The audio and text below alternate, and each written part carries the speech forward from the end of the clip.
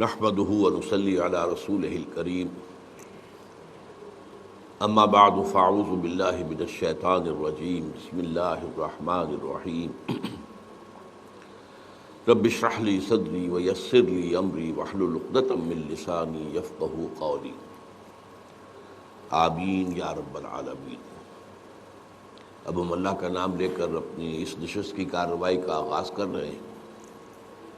آپ کو معلوم ہے کہ اس میں میری طرف سے کوئی مونولوگ، کوئی تقریر نہیں ہوتی ہے، بلکہ یہ ڈائیلاگ کے لیے، سوال جواب کے لیے نشست ہم نے خاص کی ہوئی ہے۔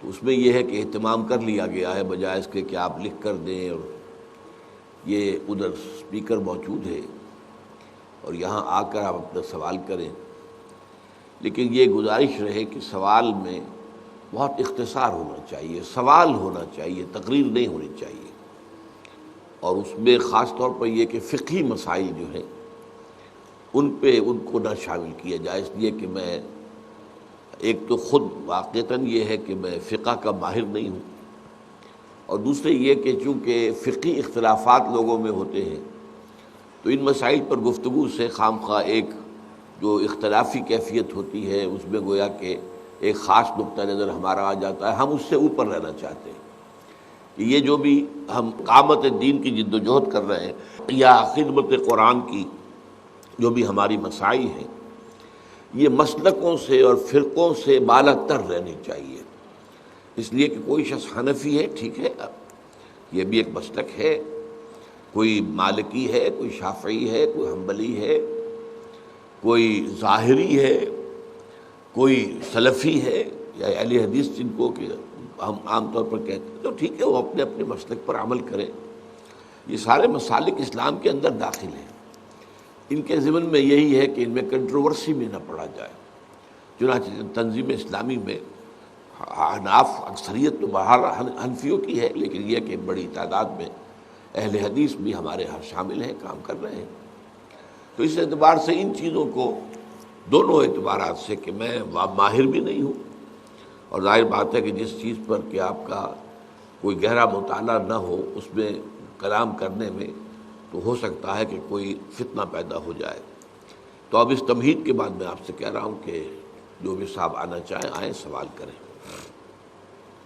اپنا تعارف جو ہے پہلے کرا دیں۔ طارق اسکول دکاندار ہوں جی میں۔ اچھا جی۔ آپ نے ایک دفعہ فرمایا تھا کہ جب بھی میں دعائے قنوت پڑھتا ہوں تو میری چیخیں نکل جاتی ہیں، تو اس آہ و بکا میں ہمیں بھی شامل کر دیے، کیونکہ آپ ہماری چیخ تو نکلواتے رہتے ہیں۔ وہ تو اصل میں اپنا اپنا تاثر ہوتا ہے، یہ تاثر جو ہے یہ دوسروں میں منتقل نہیں ہو سکتا۔ یہ تو یہ ہے کہ دعائے قنوت میں جو کہ ہم پڑھتے ہیں عام طور پر، ایک دعائے قنوت وہ ہے جو اہل حدیث حضرات پڑھتے ہیں، وہ تو حقیقی معنی میں دعا ہے، اس میں اپنا کوئی اقرار، اپنا کوئی دعویٰ نہیں ہے۔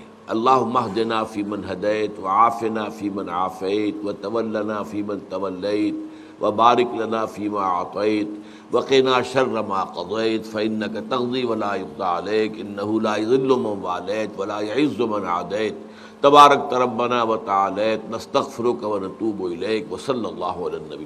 اس میں ہم بس مانگ ہی رہے ہیں اللہ سے، جو کچھ تو نے ہمیں عطا فرمایا اس میں ہمیں برکت عطا فرما، ہمیں ان لوگوں میں شامل کر جن کو تو نے ہدایت دی ہے، اور جو گمراہ ہوئے ہیں ان سے ہمیں بچا لے، اور یہ کہ یہ تمام چیزیں۔ لیکن جو حنفی پڑھتے ہیں اس میں اصل میں اقرار ہے بہت بڑا۔ اللہم انا نستعینک ونستغفرک ونؤمن بک ونتوکل علیک ونثنی علیک الخیر۔ اب یہ جو ہے ان میں سے ایک ایک لفظ کافی بڑا دعویٰ بن جاتا ہے۔ اے اللہ ہم صرف تجھی سے مدد چاہتے ہیں۔ اب یہ توحید کا بہت گہرا تقاضا ہے، لیکن یہ کہ واقعتاً اس پر پورا اترنا ہمارے لیے ممکن ہے۔ آدمی اگر اس کو دروں بینی کے ساتھ پڑھے گا تو لرزہ آئے گا، جیسے کہ علامہ اقبال کہتے ہیں چمی گویم مسلمانم بلرزم کہ دانم مشکلات لا الہ رہا۔ میں جب کہتا ہوں کہ میں مسلمان ہوں تو مجھ پر لرزہ طاری ہوتا ہے، کب کبھی طاری ہو جاتی ہے، اس لیے کہ میں جانتا ہوں کہ لا الہ الا اللہ کہنے کے تقاضے پورے کرنا کس قدر مشکل ہے۔ کہہ دینا تو آسان ہے، اس پر پورے اترنا کتنا مشکل ہے۔ تو اب اسی میں ہم نتوکل علیک، اے اللہ ہم تجھی پر توکل کرتے ہیں۔ اب یہ بھی سوچنے کی بات ہے، آدمی اندر دیکھے کہ کیا واقعی یہ صحیح بات ہے؟ میرا بھروسہ اور میرا توکل اور میرا اعتماد جو مادی وسائل ہیں ان پر زیادہ ہے یا ذات باری تعالیٰ پر زیادہ ہے؟ مال پر زیادہ ہے یا ذات باری تعالیٰ پر زیادہ ہے؟ انسانوں میں سے جو مددگار ہوں ان پر زیادہ ہے یا اللہ تعالیٰ پر زیادہ ہے؟ تو یہ چیزیں ہیں کہ اگر آدمی اس دعا کو پڑھے سمجھ کر تو پھر یقیناً لرزہ طاری ہوتا ہے۔ تو اس لیے میں نے اپنا تاثر بیان کیا تھا، اور اس تاثر کا گویا کہ میں نے آپ کو ایک مثال دے دی علامہ اقبال سے، چمی گویم مسلمانم بے لرزم۔